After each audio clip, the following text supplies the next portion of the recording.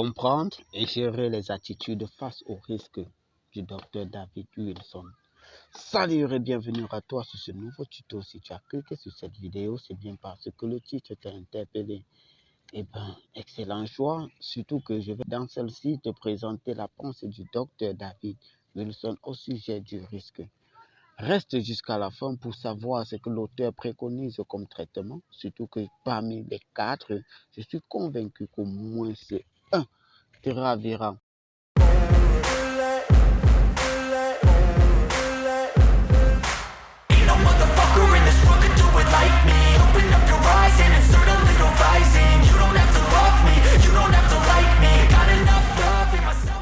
Alors, merci déjà de liker, t'abonner et plus de partage. Le docteur David pense que le management du risque est essentiel aux affaires et au succès des projets. Car il souligne aussi celui qui permet de répondre proactivement aux incertitudes afin de minimiser les menaces, les opportunités et optimiser l'atteinte des objectifs.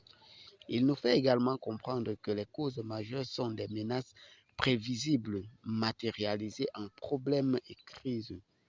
Les opportunités potentielles sont perdues. Il souligne l'aspect pratique qui soit différent de la théorie. En ces mots, on n'arrive pas toujours à ses fins, comme le prouvent les échecs répétés des affaires ou des projets, qui est le facteur clé du succès. Le facteur clé du succès est la personne. C'est lui qui gère le risque, bien même qu'il soit individuel ou en collectif.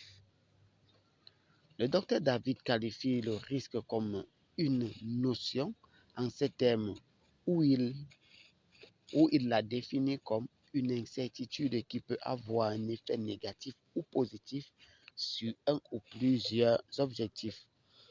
Il souligne également l'attitude, un état d'esprit conscient. Ainsi, pour définir en conclusion l'attitude face au risque comme l'état d'un esprit conscient face à une incertitude qui peut avoir un effet positif ou négatif sur des objectifs. Il gradue cette attitude sur 3 points. Le premier, le rejet du risque, qu'il qualifie de l'incertitude. Le deuxième, tolérance, qu'il qualifie d'absence de position forte. Le troisième, la recherche du risque qu'il qualifie d'accueil à l'incertitude. L'auteur souligne que c'est en les reconnaissant que l'on peut diagnostiquer et comprendre leur influence sur le processus de management du risque. Bien même qu'un diagnostic ne soit pas un traitement, il recommande de ce fait de reconnaître que toute attitude est un choix et par conséquent peut être changée, surtout avec une implication de la culture émotionnelle. L'auteur préconise donc pour un premier traitement la conscience de soi-même, initié par un questionnement à 4 temps. Donc voici 1.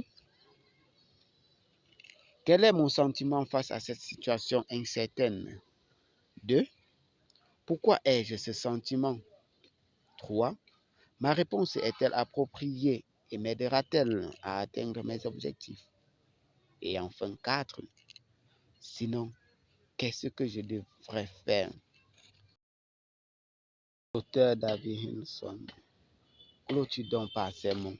Lorsqu'ils sont émotionnellement cultivés, les individus et les groupes comprennent leurs attitudes face aux risques et peuvent donc choisir des comportements mieux adaptés aux situations pour maximiser l'efficacité et la gestion du risque. Voilà ce que nous dit l'auteur Dr. David Wilson à propos du management du risque. Alors, laisse en commentaire ce qui t'a marqué ou ce qui te fait ou ce que tu as ou ce que tu cultives généralement pour mieux gérer la situation de risque. Alors, moi, j'ai appris et j'ai compris. Et toi? Ciao.